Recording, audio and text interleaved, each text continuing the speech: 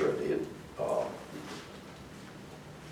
And I wrote this just a couple of weeks ago, first part of this month.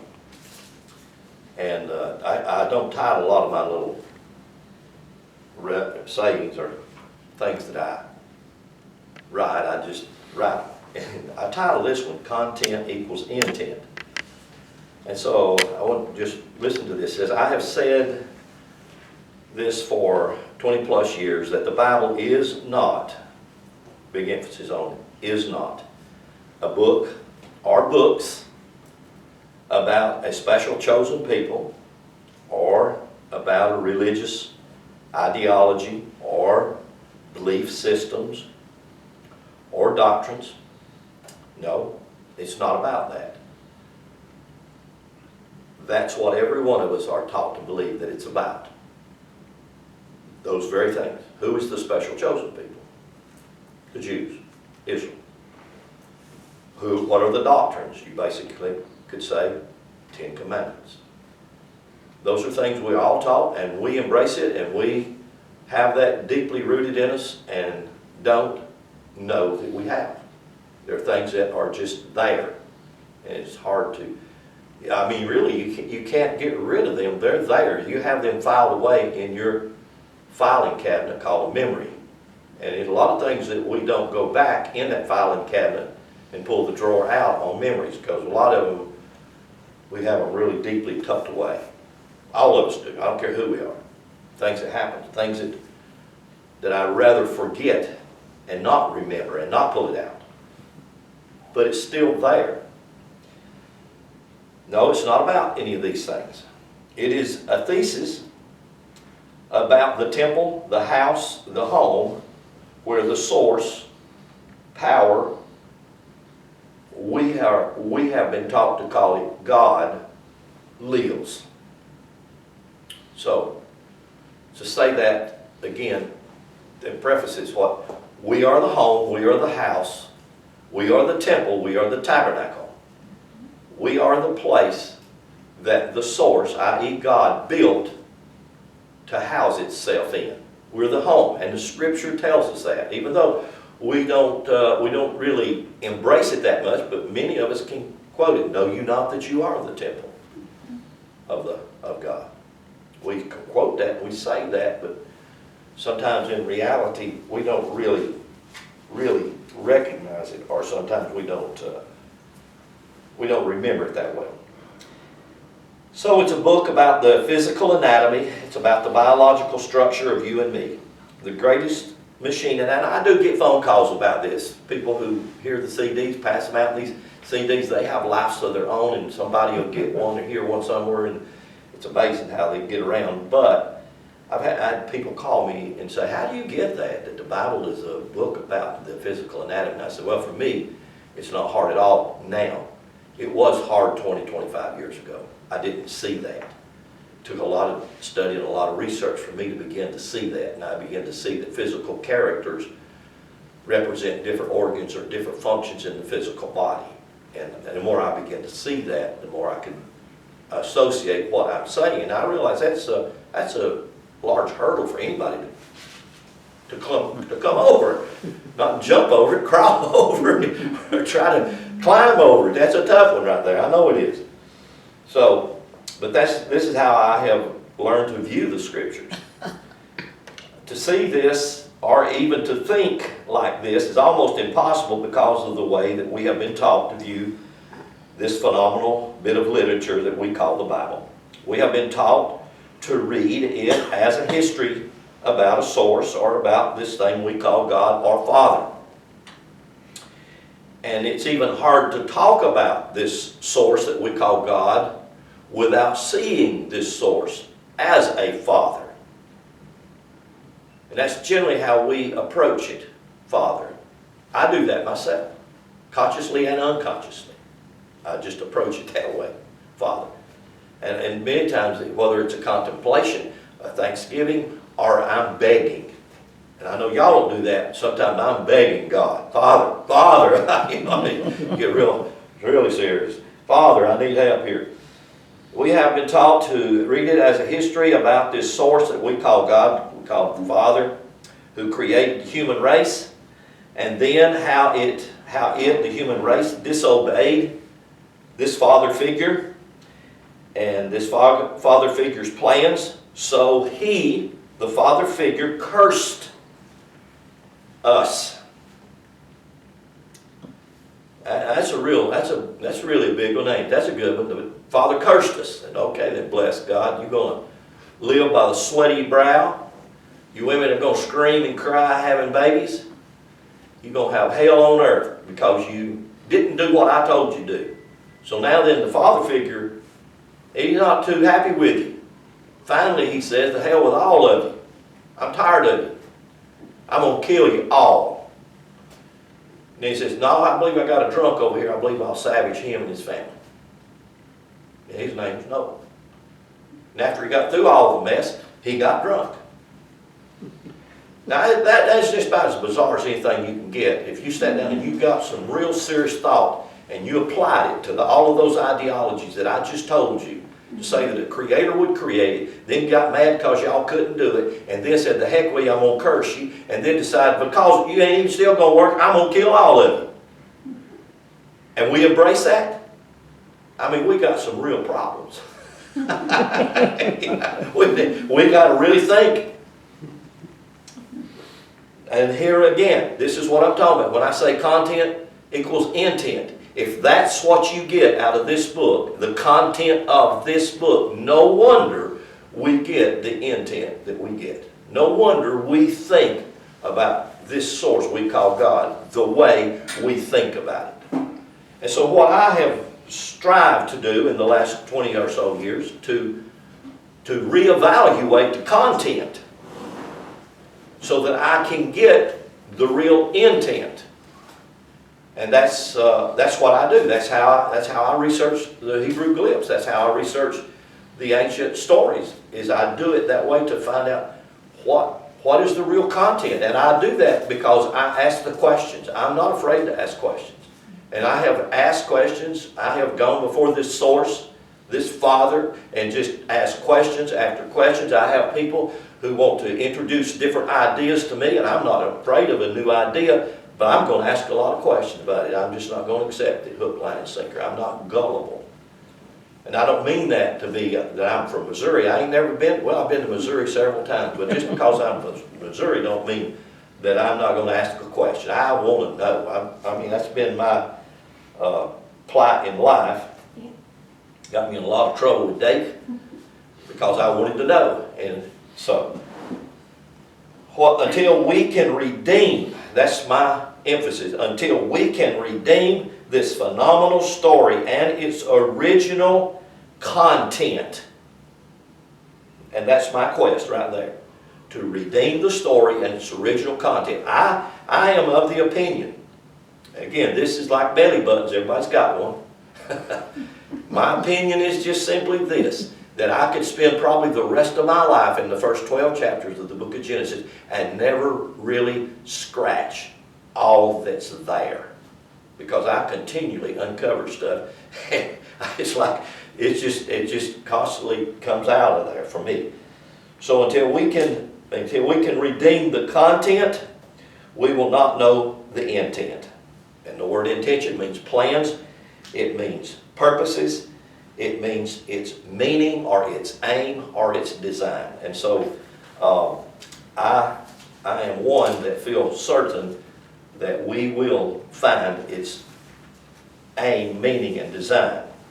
And I think that we are scratching diligently at that right now, in the things that we're looking at, things that we're doing. So if you have your Bible, if you'll go with me again back to Psalms chapter 8, Psalms chapter 8. I want to read through this a little bit more. Psalms chapter 8. Now, I've been doing this teaching this year, still on it, matter of fact, and it's called The Balance of Power. And when I say the balance of power, I'm saying this. I don't think anybody would question that God is all-powerful, that the source is all-powerful. Hardly anybody wouldn't question that at all. They just don't, or we just don't really understand that power. But to say that you are all powerful as God is, now that would be, that ain't no way. And I would stand back and say this, that whatever your world is, you have for the most part of that created it yourself. Whatever it is. And you can blame something, you can blame circumstances and situations, no matter what that you blame or how you blame. You and I are the creator of our world. We have done this. And I say many times, if not most all the time, it's not that somebody did something wrong or did something that they shouldn't have done. They didn't have enough information to assimilate before they did what they did, or they wouldn't have did what they did. Yeah. I think if there had been much more information given that could give us a clearer picture to analyze the circumstance by, then my decisions would have been different. Amen. No matter who I am or what my lot in life is. And I don't think anybody didn't come here without design and purpose. That's right. Even the lowliest, even the most maybe seemingly not so purposeful. I think everybody has design and purpose. And I don't think that you get it all in this one shot. I don't care if you're here a year or 100 years or more or less. So, and some of this I don't think is that hard to see, even from the translation that we have, even though I use the King James not because of accuracy. It's definitely not accurate. The King James is one of the most inaccurate translations we have. It's also been added and changed. I had a guy call me from up in Kentucky the other day, and he was asking me some questions. He said his questions were, how in the world do I get the medical or analogical or biological things that I get when I read the Scripture? And I said, well, I can't point you to any books. I wish I could, but I can't point you to any books that will help you. I said, I can point you to maybe hundreds of books that you might have to read and draw a little here and a little there and see it. I said, but there's not any one specific thing that you can look at to say that I see that and I get it. I said, it's just a lot of different things. And so, anyway, he was pleased with that, so I did recommend several books that he could get and read. Psalms chapter 8, and let's start with verse 4. It says, what is man that thou art mindful? You know, and just reading through this, you know, King James translation, because of popularity, I would just encourage anybody, Google King James. Just Google him and see what kind of character he was. And then you will maybe have a little bit better picture to see why this translation was put together the way it was. And the additions. I mean, the additions are almost ridiculous. I told that guy, I said, have you ever read the Gospel of Q? He said, huh? I said, have you ever read the Gospel of Q? Just the letter Q. I said, it means quella in Greek. He said, I never heard of it. I said, you know, that's sad. I said, I bet there's not one out of 1,000 Christians ever heard of the Gospel of Q.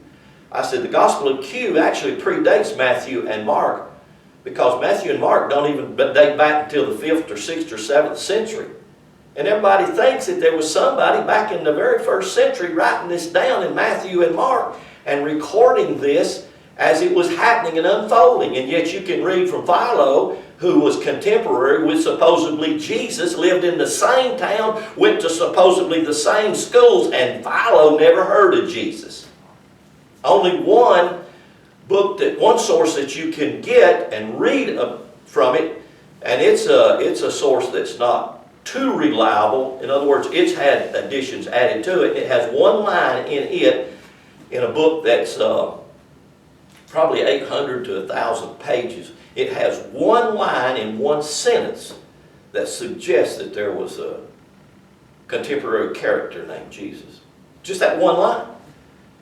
And it's an addition. Everybody knows it's an addition, especially if you do much scholarly research. You know that line was added, put in there for a purpose and for reasons, to try to sell a story, to try to make a story real or true. And I'm not trying to take away from that story, no matter how you embrace it and how you believe what you believe out of it. I'm just saying, if you really want to know what this is about, it's hard to just sit down and pick a translation and read it like it's a storybook. The Gospel of Q was just sayings. It's just like almost like reading the book of Proverbs without some of the filler that's in it to add to the story. It's just, how many of you ever read the Tao Te Ching?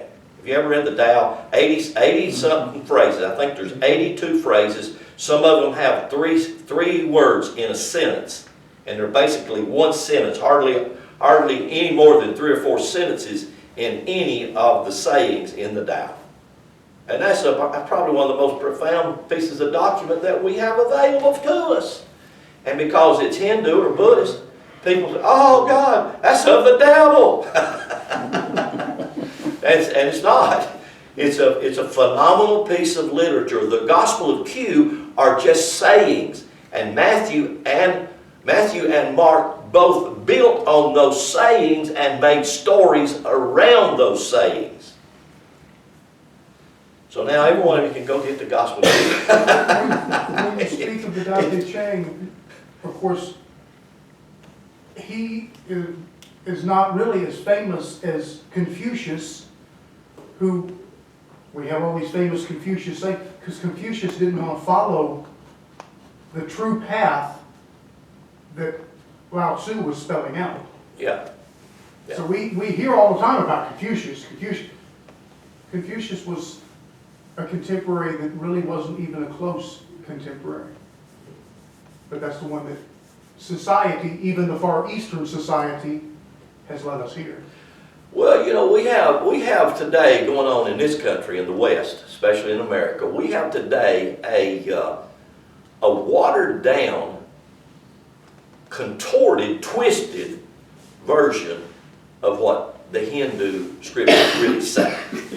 And we have also gurus here that aren't really gurus, they're gurus that have Americanized much of the ancient literature over there. The same thing's true with this book, especially true with this book called the Hebrew Bible, or the Hebrew Scriptures. We have Americanized it, we've westernized it, we have put our Christian ideologies on top of everything and tried to make it fit certain things. And you know, I made a statement here, I can't remember, 2 or 3 weeks ago, a month ago, 2 months ago, about the word no thing. And you can tell a Christian that this is Maya, or this is an illusion, this is no thing. And in America, we have defined that to mean a certain thing, but over in India, it never meant that. No thing, no/thing, or no/thingness meant really everything. But when you put it over here in America and you say, no thing, it's illusion, you say, oh, it ain't real. That's what I say, you're not real. Touch yourself. You just think you're real, but you're really not real. Folks, that's BS. You're real. And you are really real. Your stuff is real. And you know your stuff is real. And you'd like to do something about your stuff in this real illusionary world. Now, you talk about confused minds, and we can get our minds so confused when we start trying to fit in a lot of this literature that we get, that people write. I'm not trying to put down on anybody, but I'll put down on my favorite author down. And everybody knows that Alvin Boyd Kuhn is probably my #1 favorite author. At least he's in the top 5 for sure. And I don't agree with a lot. And I read things about him and he starts talking about your animal nature, and I just get plumb irate mad at him. I said, Dr. Kuhn, you ought to know better than to think that a human being has an animal nature. A human being has a human nature and a divine nature, but they don't have an animal nature because an animal has an animal nature. Well, they act like an animal. I know it. An animal acts like a bird, like a fish, a fowl. You ever seen 2 chickens fight? I mean, that's a gory fight. So you're going to say just because 2 dogs get in a fight, they're acting just like chickens. No, it's because we have a water nature. Everything in this physical dimension has a water nature, and it's in that water nature. Water always seeks its lowest point. It's that water nature that will always pull you down. That's what you're battling. If you want to fight something, that's what you're fighting, and you're fighting that within yourself, not in somebody or something else that somebody did. And the Scriptures tell you that. If we would know how to read them, if we know how to extract the truth out of this phenomenal book. So I'm having a hard time getting past this. But this, what is man? That you are mindful of him, of the Son of Man, that you have visited him. For thou hast made him, talking about humankind, that's you and me. Thou hast made humankind a little lower than Elohim. That says angels in the King James translation, but it's actually the Hebrew word Elohim. Elohim is the word that you and I would call God Father. That's exactly what you would call it. Elohim is the word God that's mentioned in the book of Genesis and 1,000 other places in the Old Testament. Elohim is God, and yet they took and put angels there. I could put it this way. You know, angels is a transliterated word from angles, because there are 12 major angles that build the astrological wheel. And the whole astrological wheel, the 360-degree circle with the 12 signs, that is who the Elohim is. The Elohim is the whole wheel. It's the circle. It's the all in all. It's the all-powerful one. That's what that is. It's not a character with a white beard that has a humanoid body. That you and me think is Father up there, keeping everything and everybody straight. Because he's got seniority, so he just walks around with his hands in his pockets and tells you, y'all do this. No, go down and talk to my son. He'll take care of it for you.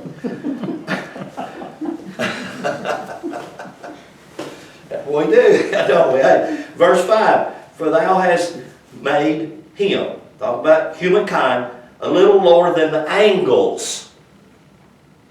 The angels, all of a sudden you see these dudes that's 12, 14, 16 foot tall, got human bodies, but they've got wings, great big wings. I know y'all all saw that movie, Michael, that was a good one. John Travolta did a good job. That was made him a little lower than the angels. And all he's saying is he just made man from these astrological angles. That's where you came from. Because different angles creates different facets of energy. The same energy from 6 to 8 is not the same energy in the morning from 8 to 10. And the energy from 8 to 10 is not the same energy from 10 to 12. Just go out there and just stand in the sun and you'll see. The energy changes. Why? Because the sun is moving through different astrological configurations. And so it changes the energy of it. And it's designed to be that way, by the way. Now, verse 6, thou hast made him, humankind, to have. Now, look what it says. This is talking about you and me. You can put your name right there. I can put my name and I can put, thou hast made Lynn Hayes to have dominion over. Over what? Over the works. And the word works actually is ma'aseh. And actually the word means property. You mean God give me dominion over its property? Absolutely. What is its property? The earth, the moon, the stars, and the entire galaxy. Does that mean I'm powerful? I mean, what are you talking about? That's who you are. You don't believe that. You don't even think that. You think, no, I'm not. God is all that. I mean, help me out with this. And maybe I'm not reading it right.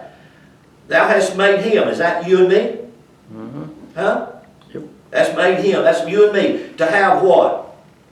Dominion. What is dominion? Authority. It's the authority to rule. It's just exactly like you could say, I own this is mine, and I do what I do on it. It belongs to me. That's exactly what it means. That's exactly, has made him, you and me, Lynn Hayes, put your name in there, to have dominion over the works. And the word works just simply means God's property, or God's product, or God's business. That's what the word means. I mean, just what it means. And thou hast put all. Is that inclusive or no? Or does that mean some? Does all mean all or no? Yes. All. All what? Put it under all under your foot. Put it all under your foot so that you can walk on it. You abuse it, misuse it. We do. We do ignorantly. That's what I'm saying. I'm not saying it disrespectfully. I'm saying if we have the information, if we were taught the truth out of the start, out of the get-go, we would do a lot of things different. We would make decisions based off that truth, and then we would get different outcomes. But most of it, I'm talking about myself. I come through life, made stupid decisions, didn't have any idea of the things I was doing or my decision I was making. I just thought the right thing to do, felt right at the moment. It wasn't right. I mean, a lot of things, some of the most important decisions that I have ever made, I did that ignorantly. I did it, I didn't know. This word dominion, it's the Hebrew word mashal. And the word actually just simply means rule or power. Now I want you to, I'm going to put it up here because I'm going to try to meme. I'm going to talk about the meme. By the way, I didn't have time to do it this morning. I wanted to see how many times in Hebrew you have this is called the mem 40. It has a 40 value. And it actually means water, means materiality, means mother, means matter. All of those names. For instance, if you look up the name Moses, Moses, Mem, Shin, Hey, that's his name, that's the spelling. The major part, the first glyph in the name Moses is water. And if you read the story, what's the first thing you read about Moses? He's drawn up out of water. The story of Moses is the story of your life that's divided into 3 different divisions. Same story. And it's a story about 40. 40 means to be tested or to be proven. It does not mean to be seduced or deceived. That's what we're taught. Well, God's just going to test you. He's just going to see if you do it or not. That's not what the word means. The word means I'm going to prove that this thing I built will work, and the only way I can prove it will work is I'm going to put it through this test. That's what the word means. It doesn't mean to seduce. Doesn't mean he's going to try to deceive you. It doesn't mean he's going to lure you. I'm going to put this little naked woman out there in front of him and just see what he does. See if he's got enough guts or character to tell her no.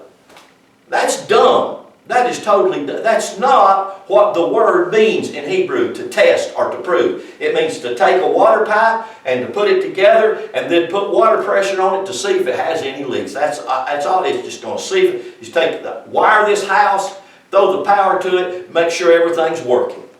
And that's exactly what God built you and me, throw the power to us and said, okay, works fine. We just don't know how to work it. That's just it. We don't know how to work it. We're all powerful and don't know we're all powerful. We have been built and designed to do all, put it all under us and have dominion over it, but we don't know how. And people get upset about it. Well, it's ignorant.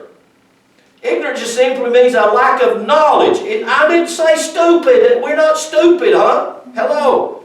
I'm not stupid. You're not stupid. Don't take advantage of me and think I'm stupid. I'm not stupid. But I'm ignorant. It's just a lot of things I don't know. And I don't know how to do it. I want to. And I want to find out. So, you see these glyphs. These are important glyphs. These 2 characters right here are very important. And they do look a lot alike. And this is the mem final. It has a 600 value. And this is a mem dual or duality, and it looks like our cursive G, capital G. That's that. This is like a box with a little ear on the edge of it. So they do have a lot of similarity, but both of them means water. Now, if I wanted to spell the word water in Hebrew, it's mentioned 10 times in Genesis chapter 1. If I wanted to spell the word water, I'd just put this glyph right here between that. That's called the yod, and that word would be mayim. That's the word for water. It takes these two characters, the two Hebrew glyphs, puts a yod in the middle of them. A yod is this. A yod is a male and a female. So the value of the yod is 10.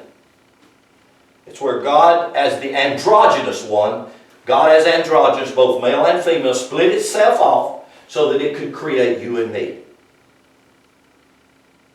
That's biological. All these glyphs, they're biological, they're anatomical. When you know how to start putting them together, then you start to say, okay, I see this, I see what this is. So, this word dominion, the very first glyph in it, it has to do with water. It's the mem 40. And then it has to do with fire or breath, which is the sheen, which has a 300 value. And then it has the lamed, which is the tallest glyph, and it means to be a teacher or to be able to teach or learn. Because in Hebrew, you remember when you were 30-year-old, then you were old enough to become a teacher or a priest or whatever. So that's called the lamed. So that word right there is the word for dominion. And it has the very first glyph in it, it has to do with water.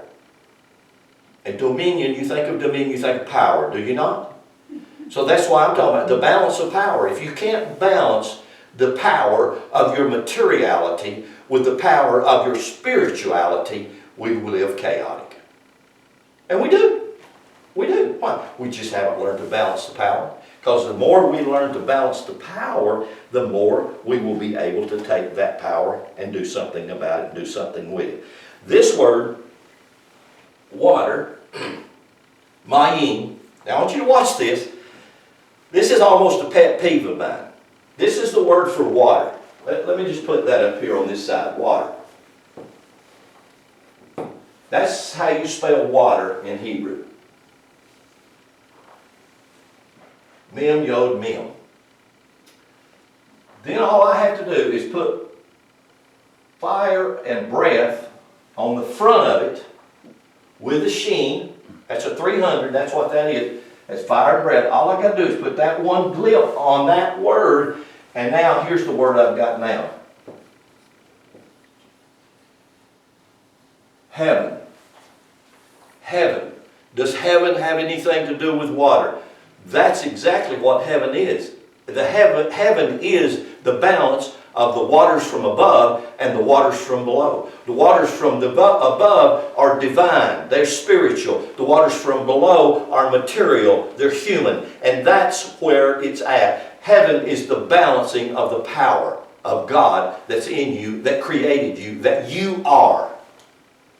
And that's something, you would never ever guess that when you read Genesis 1, in the beginning, Barashit, Bara Elohim, in et Shamayim, heaven. Right out of the first 4 words is the balance of the power of water and spirituality.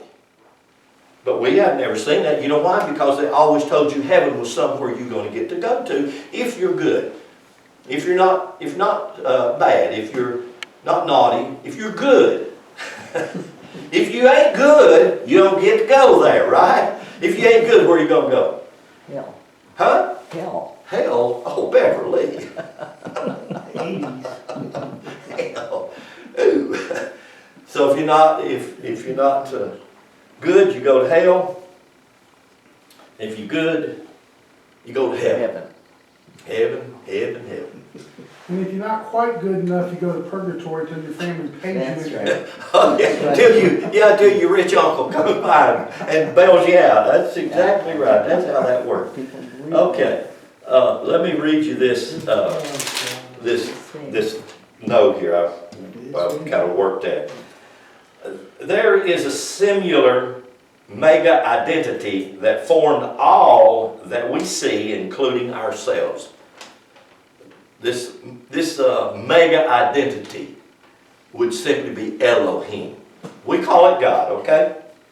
We are ultimately holograms of a far greater intelligence. How many of you think that God is intelligent? See, yeah, all of you. You reckon God is intelligent? You think God knows? Well, of course He does.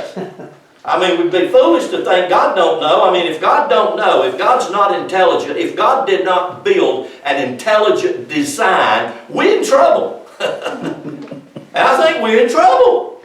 And look around. I've been looking around. I thought, oh my God, look at the beliefs that we have embraced and got ourselves familiar with and hold on to them.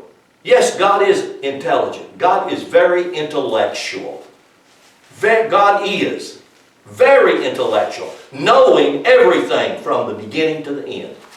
And if it doesn't, then in my book and in my opinion, it ain't God. Now, if yours is different from that, that's fine. You can tell me about it, and you're going to have to really prove it to me, but I'm not sure if I can accept it. But I'll listen. We are ultimately holograms of a far greater intelligence that created the universe. Separation is, listen to this, an illusion. No. Separation, God had to separate itself from itself or you wouldn't be. And you being don't make you an illusion. Even though many times that's what we think we are. But separation is our protection. And I'm going to show you why and what I mean by that. Because separation being our protection is what lets us be in this dimension we call time, that many people say, well, time is just an illusion. And I say, no, time is an aspect of the creative energy of the source. God created time for you and me to play in. And it's given to us as a wonderful gift if we understand more about it. But we've never been taught much, so we don't know much about it. But we all, hey, don't think that I don't know that you're not subject to time. Every one of us is subject to time, aren't we? The clock is ticking. Yeah, just look in the mirror and you see what I'm saying. So separation is a protection for the purpose of the Creator knowing itself. How does it know itself? It knows itself in you, through you, and by you. Consciousness interconnects all things. If we do not perceive ourselves as truly being one with everything and everyone, we are still living. We're living in this illusion. Now, I would say that is true. We are living in an illusion if we think that we're not one. But we are one. But yet we are not. See, that's the conundrum. We are one with everything around us, whatever it is. Because everything around us is just like us. It comes from the source. And we're one with that source. But if it's protection, is where separation comes in at. And a lot of people would, in misunderstanding Hindu philosophy, they would make that an illusion, saying it's not real. You can take many forms and many lifetimes through multiple dimensional levels or densities to fully shake off the amnesia of our remembering who and what you really are. And I think one hurdle that we have to get past is to think that the physical body, which is separate on purpose, is a prison for spirit soul. I say that's a lie. You're not a prison. You're a house. You're a home. However, if you think you're a prisoner in there, you're a prisoner. It goes back as you think you are. So if your thinking says I'm a prisoner here and I can't break free. I know I've felt like a prisoner sometimes. I've felt like a prisoner of my own thinking. I mean, I've had thoughts that just come, boy, and oh my God. You know, woe is me, all hell come loose on me, da-da-da-da-da. You know, people who have all kinds of different issues in life, it's just those thoughts just bombard us, don't they? Mm-hmm. Yeah. And you think, I'm just a prisoner to these things. No, you're not. The thing about that is we need to reverse that and realize I'm not a prisoner to anything. I am free. And my freedom, it's like, what was that guy's name out in California that wrote all them children's books? Was it Tukey? Was it Tukey? Seemed like it was Tukey, I can't remember. It was just like, well, Nelson Mandela. He was in prison for 20-something years, and he didn't go in there as though he was, oh, they had his body locked up. But that's all. That's all they had locked up, his body. I think it was Tukey. He was on death row. He was on death row for something like 20 or 26 years and started writing children's books from death row. Writing children's book from death row, and his books become New York Times bestsellers. So millions. He become a multi-millionaire sitting out in California in prison on death row, been on death row for 20-something years. Till finally his number come up and they killed him. But in the meantime, he redeemed his time. Yes, his body was incarcerated, his mind and his ability was not. And he wrote phenomenal books that helped kids all over the world to break free from a lot of things that put him there in that place. I think his name is Tukey. Mandela didn't sit and dwell on the fact that racism had put him in prison. He continued to sit and envision the future that he was so much a part of when he was released. Yes, absolutely. He didn't sit there and go, oh, damn it, I'm in prison because I'm black. It's like this. And here, this is where, to me, this is where a conundrum lies. And it's hard to see it, but I saw it. I saw this so clearly several months back. I wrote notes on it, and somewhere I wrote notes on it. I don't know where it might be. I have so many of these things that I wrote notes on it 2 months ago.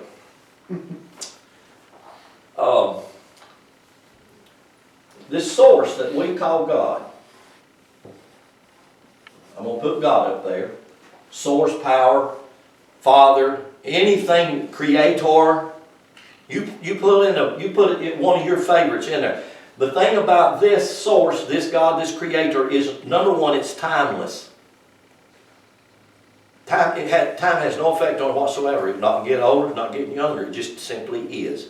It's not in time. It's timeless. And here's what the thing did. This timeless one, it's timeless. It's timeless. So it doesn't ever get older. Period. It's just timeless. It's like the circle. It has no beginning, it has no ending. It's just forever. It's forever. As the word, it's eternal. There you go. It's eternal. Timeless. However, so that it could experience itself, see itself, feel itself, taste itself, smell itself, love itself, it split itself from itself. And by splitting itself from itself, created itself in time. And the stories of Jesus says, I'm in the world, just not of it. But I'm in it. So the source, timeless, deposited itself in time so that it would have a future and it would have a past. And by it having a future and it having a past, its past was as important as its future. Because if it didn't have its past, it couldn't remember how to get to its future. That makes sense to you? Mm-hmm. It's just exactly like this. If you didn't have a past, you won't remember how to get back home. Mm-hmm. So if you're trying to do away with your past and destroy it and get rid of it, you ain't going to find your way back home. That's in your memory banks. Because your memory banks are all in your past. Now I admit, I have a lot of stuff back there that I sure like to get rid of, but I can't get rid of it. It's mine, I own it, I did it. But it's in my past, it's there. So what I do with it? Well, I can leave it there, and one of the greatest things you can do with it is forgive yourself and forgive it, and let it know that. But don't try to get rid of it. Don't try to say, well, it didn't happen. It did happen. I did that. You know, we was riding up Doug Gap Road here, just Danny and I, this past week, And we went by a place, some houses, several houses. We went by these houses, and boom! I hadn't thought of this in 40 plus years, 45 years. Didn't even know that I remember that. Boom, we went by this place, and there that house was, and I remember the trouble that I got into, and the trouble that I was in, and the things I did right there at that house, and hadn't thought of it in 45 years. And just like a light, it come right back on. You think I'd gotten rid of it? No. It's just exactly. See, I used to go to the prison and speak to the prisoners. Did it for years. And used to take Danny with me. Took Danny into some of the lockup places. And you know, you go into a lockup with everybody in there's done murder. They done killed hundreds of people. Some of them killed 10 or 15, you know, at a time. And you go in there and it's just good old boys. They found redemption. Many of them have found true redemption. Many of them are redeemed men. Many of them. I'm not saying anything good about any one of them. I said this about them. The only difference in you and me is you got caught and I didn't. That doesn't mean that I done things worse or not as bad as you did or whatever. If you did something you shouldn't have done, then you can categorize it if you want to. It's still something you should have done. We drove by that place and all of a sudden, I mean, tell you, memory popped right back up there. That was my past. Still in the filing cabinet.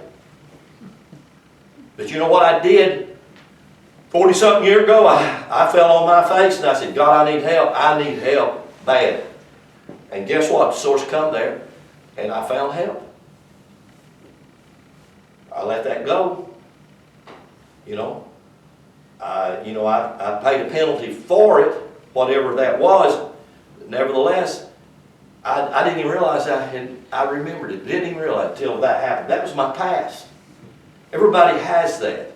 A lot of things you don't want to remember, but you still have it. What we have to do is own that. I have to own that I did.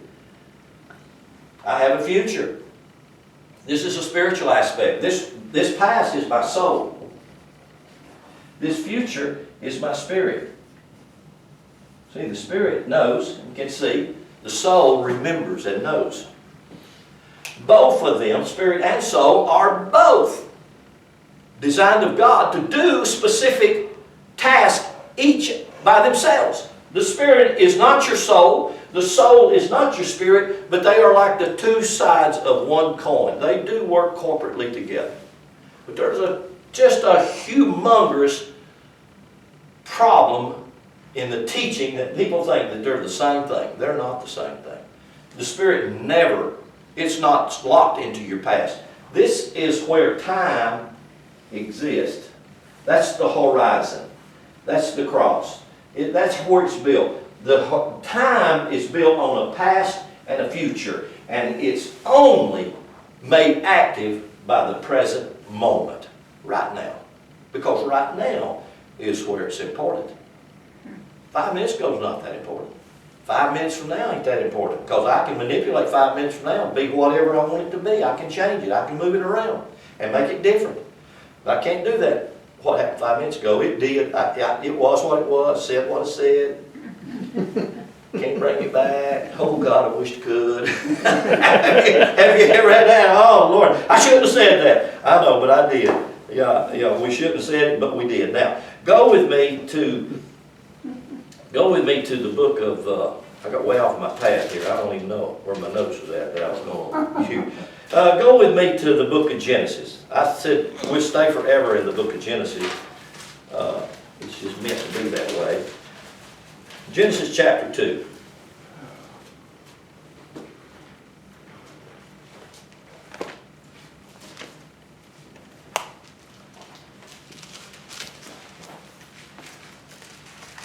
Verse 7, Genesis 2:7. I want to read quite a bit here, and then we'll. Genesis 2:7. Let me read you this note here I wrote day before yesterday. Our journey here on earth can be one of three choices. You know, in Deuteronomy, God says, I set before you life and death. You can almost say, I set before you your future and your past. I said, and guess what the next word was? I set before you life and death. What's the next word? Y'all remember that. Choose. Oh, you mean it's my turn? That's exactly what God meant. God said, okay, I'm going to do this. It's your turn. Yeah. Oh, okay. And what I do? I just stand there ignorant. Oh, say it again. I didn't get it. It went by me too quick. Say it again. Say it again. Oh, Father, help me out here. You want me to choose? You want me to decide which one I want? I want chocolate or vanilla.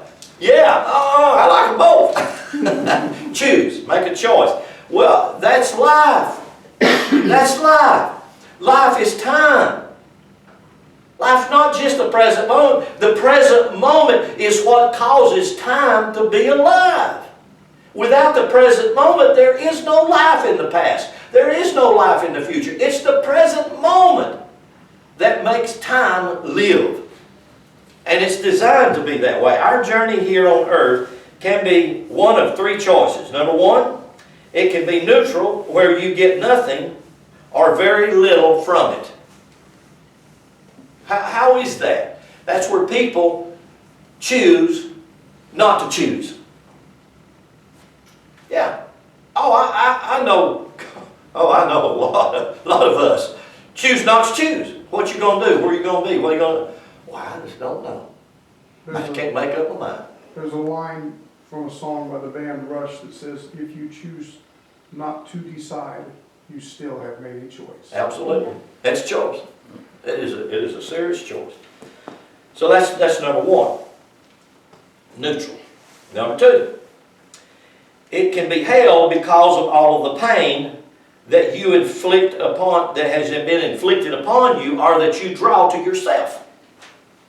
That's what real hell is. It's where I have put myself in the situation and circumstances, and now I have to live in it. Who done that? Oh, it's like I used to say, well, my big brother put me up there. My big brother told me to go in there and steal that stuff. And I did. I had a choice. I had a choice. So you do it yourself, Richard. But I did. And created my own hell. Can't blame nobody. Did it for myself. Number three, it can be heaven on earth because you wake up to your true purpose and your design. So, sort of like I said, I put this out for you. That's basically what God said. I put this out for you. What do you want? What do you want to be? What do you want to do? You want to be stuck where you're at? I mean, sometimes that just really gets under my craw. I just, bless God, get unstuck. I mean, sometimes I say to people, I feel, and I know God's saying the same. Lynn, bless God, get unstuck. I used to do that with my grandkids. I did it really bad with my kids. Trying to make them or tell you, and I realized, that don't work, folks. They're going to do what they're going to do. But you have to remember this. Sometimes you are the only book that somebody's going to read. And if you think people aren't reading your book, think again. So if you're the book that people are reading, you have to be cognitive of that. You've got to think about that. If you are being information that people is reading, and I know that's true, even the Apostle Paul says, follow me as I follow Christ. If I'm not following Christ, don't follow me. See, if I'm not doing the thing, if I'm not living the thing that God has taught me to live, if I'm not living in the place, don't follow me. We don't live by destroying life. We in the past were fighting the devil. We were fighting Satan. How many of you remember that? I remember I used to teach that. I'd go back 25 and 30 years, and I'd get men down here at this place, and we'd go out there and Shandala and chase the devil and cast him out and throw him over into outer darkness and yeah, bless God. After about an hour, I'm all wore out, so we beat the hell out of the devil. And then, guess what? I had the revelation. I got the picture. I looked in the mirror. I said, oh my God, you're the devil. Oh, you mean the one in the mirror? Yeah, that one in the mirror. Oh, I can't catch it. Yeah, you got to do is look at it. Yeah, that's exactly how we did. We were just going to fight the devil and beat him up and do all this, that, and the other to him, and then I realized it was myself. Yes. It was me. There you go. So now we think we must fight myself. Who is myself? My ego? Yeah. My soul? Yeah. Because yourself, your ego, your soul, that's all the same thing. It's not something to fight. It's something to embrace and train. That's it. It's something to embrace and train. It's something to love. It's just like a child. It's longing for instructions. It comes here with that ability. This soul, it has that ability to remember, remember, put back together. Put it back together. It has, the soul has that. The soul, the ego, the self, the I, me, all the same. All synonyms. But yet we get into some schools of thought, we want to kill certain parts of that. It's like killing parts of yourself. You don't want to do that. I mean, dear God, you get rid of your, you don't want to get rid of your taste, do you? I don't.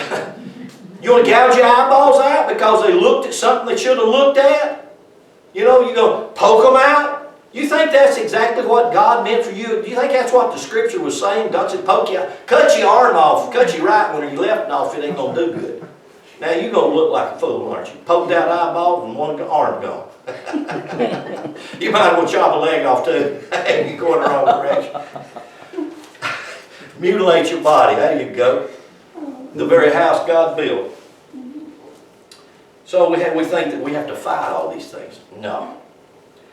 No. That is not what we are designed for. That's not the dominion that God intends for us to have. That dominion is based off of the information that God is making available to us, and that we do something with that information. We take that information and we apply that information. We're going to put that information out there where God can get the greater good. All right, go with me. I'm really rambling on, aren't I? Help me. Go with me to Genesis chapter 2, verse 7. By the way, I counted the mems, these two mems, in the first 8 verses of Genesis. These two mems, mem 40 and mem 600, both of them are used together or separately, in either case. Both of them deal with materiality. Both of them. They both deal with water. Balancing the power of water. Balancing the power of your material, natural, your spiritual, divine. Only you can do that. And when we begin to balance that power, then we become all powerful. When those powers are out of balance, because they're both powerful, the power of the material can pull us into a deep hole. And it does. It does. It's not on purpose, it's on design. It's designed to be that way. So I counted these meals in the Hebrew. I just looked up my Hebrew Bible, my Torah. 32 of these characters in the first 8 verses of Genesis. 32. I was going to count all the way to verse 32 just to see how many times mem is used in those first 32 verses. And I said, oh, this is going to take all day just to do that. So I give up that task. But I am going to do that. 32 times just in 8 verses. So I'm going to say this mem is going to be probably over 100, 200 times just in that first chapter. Just that one glip. That's how important that glip is. You know, it's that important. And it deals with your material body. Your material body is not a mistake. It's a purposeful design. And I want you to see this is what it's designed for. I'm fixing to show you. Verse 7. And God formed man of the dust of the ground, breathed into his nostrils the breath of life, and man became a living soul. And the Lord God planted the garden eastward in Eden. Eastward means inward. When you see something, you know, like the sun is rising in the east, actually it's referring to the rising of the sun in you. Eastward, inward, inside you. That's where the light comes on. That's what I pray is happening for us, that the light's coming on. Oh, I see that. What did you see? I don't know, but I saw it. Hopefully it was information that was coming alive to you. Eastward in Eden. The word Eden means time, duration. Time and duration. That's what the Greek, the Hebrew word Eden means. Time. So where has God planted you? God has planted a garden. The word garden is the Hebrew word gan. And the word gan means a protected place. So God has protected itself in time in you. Inward. That's what that means in Hebrew. Verse 8, it says, "And the Lord God planted a garden eastward in Eden, and there He put the man whom He had formed. And out of the ground made the Lord God to grow every tree that's pleasant to the sight, good for food, the tree of life in the midst of the garden, and the tree of the knowledge of good and evil." That's and. That's not two trees, that's a tree. The root system and the trunk system. One's seen, one's unseen. The life is not seen, the knowledge is seen. It's just that simple. You can't see the roots of that tree where the life is at because it's an unseen dimension.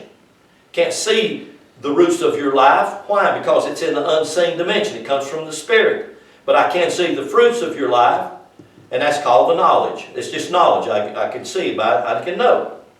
You understand? That's just one tree. It's not two trees. It's two separate trees going here. That's what religion trying to get you to go. Which one of them two trees you going to go eat at? Oh, that little snake slithered up there and said, "Oh, eat that apple off that tree." There ain't no apple tree here. They ain't there. You won't find one. If you find an apple tree anywhere in here, let me know. I had to change my whole message, but it ain't there. There's no apple tree there. Tree of the knowledge of good and evil, the tree of life. Verse 10, "And a river." Everybody say a river. River. A river went out of Eden. A river went out of time. Listen to that. To do what? To water the garden. To water the protected place. "And from thence was it parted, and it became into four heads." Everybody say four. All right, the four always deals with the material, matter. You know, always fire, earth, air, and water. Carbon, hydrogen, nitrogen, and oxygen. That is Jehovah. That's what Jehovah is. Jehovah is a made-up name, probably more by Christianity than anybody else. It's not. There ain't no Jehovah in the Bible. There's Yod-Heh-Vav-Heh. Yod-Heh-Vav-Heh was translated the Lord, Kurios, by the Greek, Kurios, which didn't Sarah call Abram Lord? So who is the Lord? It's you. You're the Lord of your ship. You're the Lord of your vessel. You're the Yod-Heh-Vav-Heh. Carbon, hydrogen, nitrogen, oxygen. You're the fire, earth, air, and water. You are it. That's just what it's talking about. This is these four rivers. This river parted went four water to water the whole garden. You are. That's you. You're the protected place. The name of the first was Pison.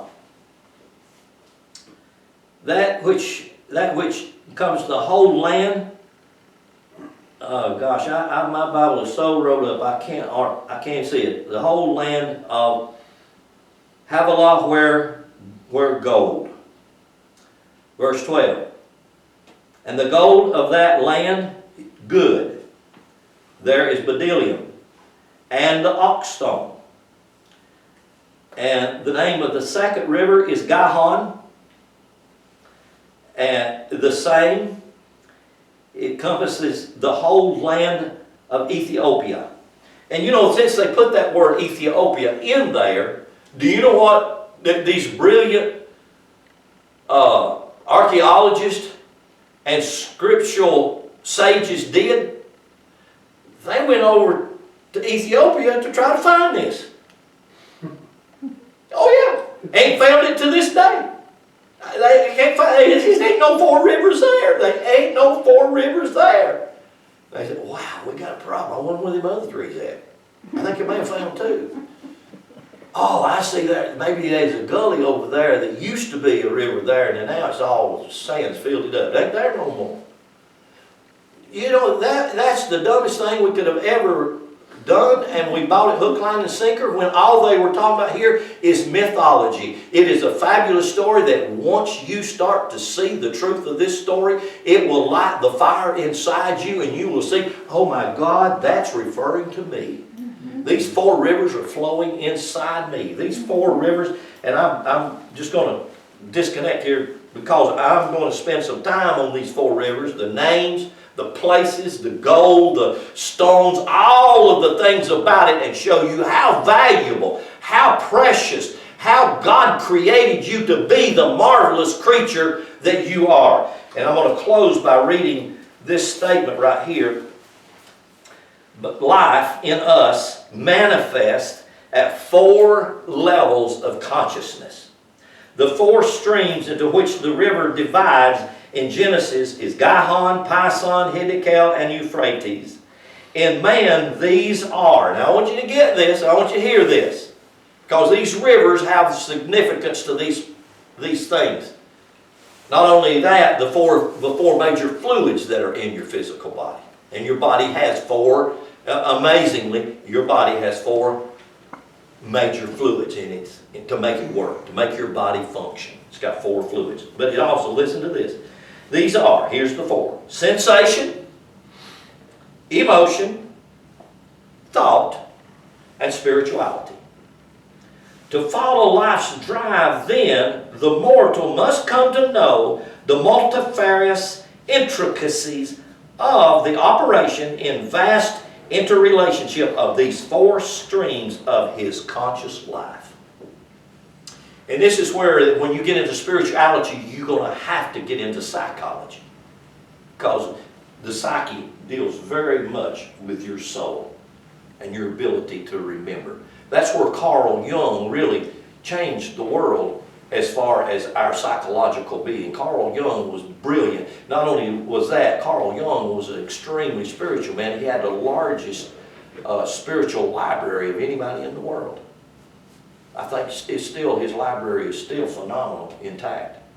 Best of my knowledge, I think a lot of people want to buy it, but nevertheless, he's been dead, what, probably 100 years, or give or take, I'm not sure, maybe 70-something years. Carl Jung.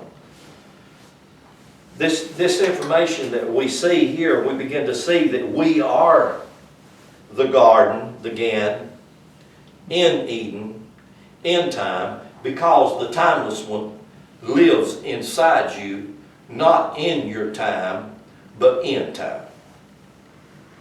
There to give you life, to bring your past into the moment, and to bring your future into the moment, so that you and me can get the best out of it. I mean, it's all for that. It's all for our greater good. God is here to see that we enjoy our journey for our greater good.